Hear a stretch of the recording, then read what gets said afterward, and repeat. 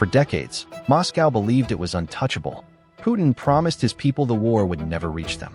That illusion died on October 31st. Ukrainian drones pierced Russia's billion-dollar air defenses and struck the capital's energy lifeline.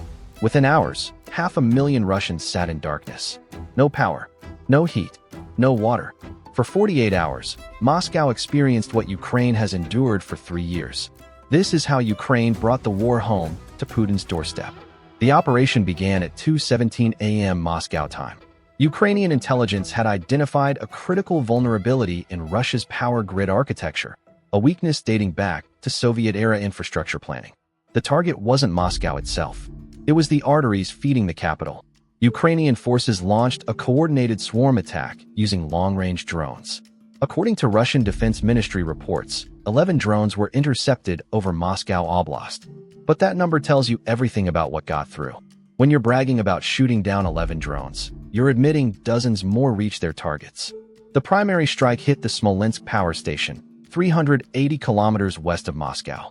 This facility serves as a critical node in the grid supplying the capital. Ukrainian drone operators didn't target the main generators. They targeted the transformers and switching stations. These components take months to replace and cannot be easily sourced under Western sanctions. Why transformers? Because they're the Achilles heel of any power grid. A single large transformer can weigh 400 tons and cost $12 million. Russia can't manufacture them domestically at scale.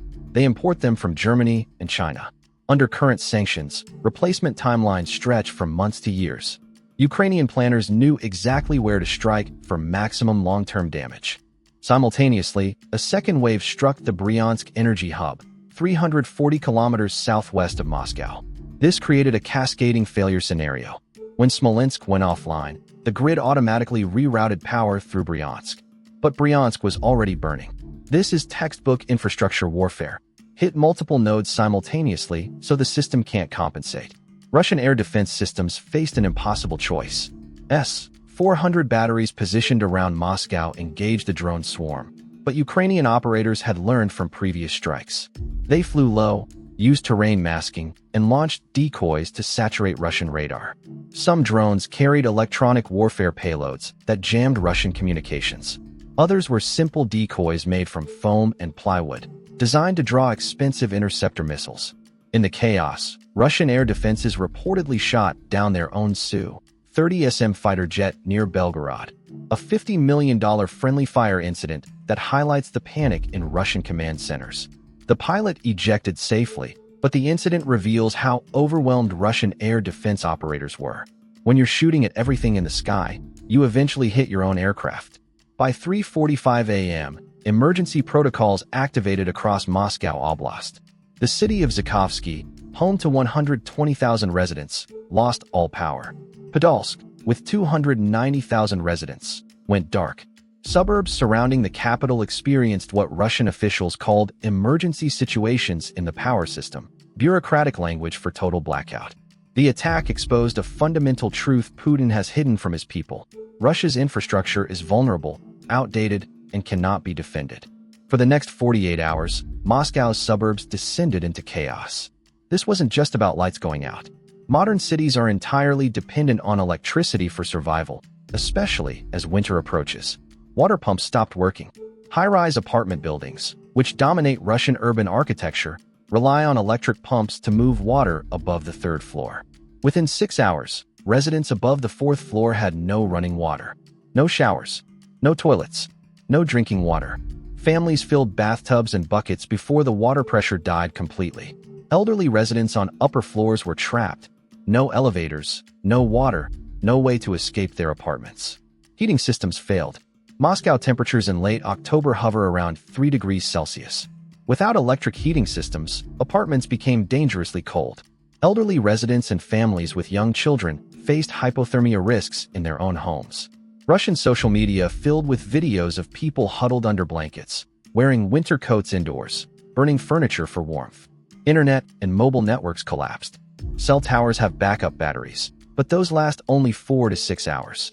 Once those died, communication networks went silent. Residents couldn't call emergency services, contact family members, or access information about when power would return. The digital isolation amplified the panic. People had no idea if this was a localized problem or a nationwide crisis. Traffic systems failed. Without functioning traffic lights, Moscow's notoriously congested roads became gridlocked. Emergency vehicles couldn't reach hospitals. Food delivery stopped. The city's logistics network, which feeds 12 million people daily, ground to a halt. Grocery stores that remained open were stripped bare within hours. Bread, water, canned goods, batteries all vanished from shelves. Hospitals switched to emergency generators, but those have limited fuel supplies. Medical facilities began canceling non-emergency procedures to conserve power. Patients on life support were prioritized. Everyone else waited in darkness. Russian state media initially tried to downplay the crisis. They claimed scheduled maintenance caused the outages. But social media videos from residents told a different story. Footage showed entire neighborhoods in darkness, people lining up at the few gas stations with backup generators, and panic buying at stores still operating on emergency power. The psychological impact was devastating. For 3 years, Putin told Russians the war was going according to plan, that Ukraine was defeated, that life in Russia would continue normally. But sitting in a cold, dark apartment with no water fundamentally changes that narrative. The war wasn't distant anymore. It was in their homes. By hour 36, Russian engineers had partially restored power to some districts. But full restoration took 48 hours. And the damage to Putin's credibility was permanent. The social contract between the Kremlin and Moscow's population, support the war and your life won't change, was shattered. Russia spends billions on air defense systems. The S-400 is marketed as the world's most advanced anti-aircraft platform. So why couldn't they stop Ukrainian drones? The answer reveals fundamental flaws in Russian military doctrine. Russian air defenses are designed to stop high-altitude threats, bombers, cruise missiles, ballistic missiles. They're optimized for Cold War scenarios. Ukrainian drones fly low and slow, often below 100 meters altitude. At that height, they're invisible to long-range radar and difficult for missile systems to engage. Russia's air defense network also has massive gaps. To defend a country spanning 11 time zones, you need thousands of integrated systems. Russia has hundreds. They prioritize protecting Moscow, military bases, and strategic facilities. But the power infrastructure feeding Moscow is spread across hundreds of kilometers. You can't put an S-400 battery at every transformer station. Ukrainian drone operators exploited these gaps brilliantly. They launched from multiple directions simultaneously, forcing Russian air defenses to split their attention. They used terrain masking, flying through valleys and following rivers to stay below radar coverage. They deployed electronic warfare systems to jam Russian communications and create confusion. Most importantly, Ukrainian drones are cheap. A long-range Ukrainian drone costs approximately $15,000 to produce. A single S-400 interceptor missile costs $1.2 million. The economics are unsustainable for Russia. If Ukraine launches 100 drones and Russia shoots down 90, Ukraine still wins. They spent $1.5 million to force Russia to spend $108 million, and 10 drones still hit their targets. This asymmetric warfare approach is devastating Russian air defense doctrine. They're designed for quality over quantity, expensive systems protecting high-value targets. But when the threat is hundreds of cheap drones attacking dispersed infrastructure, quality doesn't matter. You need quantity, and Russia doesn't have it. The friendly fire incident near Belgorod illustrates the chaos. When your air defense operators are so overwhelmed they're shooting down your own aircraft, your entire defensive strategy has failed. Ukrainian planners understood this vulnerability and exploited it perfectly. This attack represents a fundamental shift in the war's dynamics. For 3 years, Russia has systematically targeted Ukrainian civilian infrastructure, power plants, water facilities, heating systems. Putin's strategy was to break Ukrainian morale by making daily life unbearable, especially during winter. Ukraine just proved they can do the same to Russia. And Russia's infrastructure is far more vulnerable. Soviet-era power grids were designed for centralized control and efficiency, not resilience. A handful of critical nodes control power distribution for millions of people. Ukrainian intelligence has mapped these vulnerabilities. This attack was a demonstration, a message to Putin that Ukraine can plunge Russian cities into darkness whenever they choose.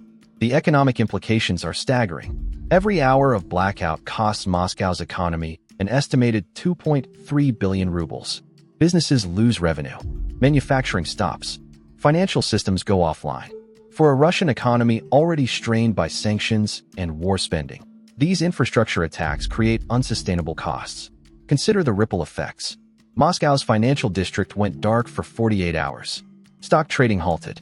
Banks couldn't process transactions. International business deals were postponed. Russia's reputation as a stable place to do business took another devastating hit. Foreign investors were already fleeing. Now they're watching Russian cities lose basic utilities. The political implications are even more significant. Putin's domestic support relies on keeping the war distant from Russian daily life. As long as Moscow residents can shop, work, and live normally, they tolerate the war. But when they're sitting in cold apartments without water, that tolerance evaporates. Russian military bloggers and nationalist commentators are already demanding answers. How did Ukrainian drones reach Moscow? Why couldn't air defenses stop them? Why did it take 48 hours to restore power? These questions undermine confidence in Russian military competence and Putin's leadership. Ukraine has also demonstrated to Western allies that long-range strike capabilities produce strategic results. This attack used Ukrainian-made drones, not Western-supplied weapons.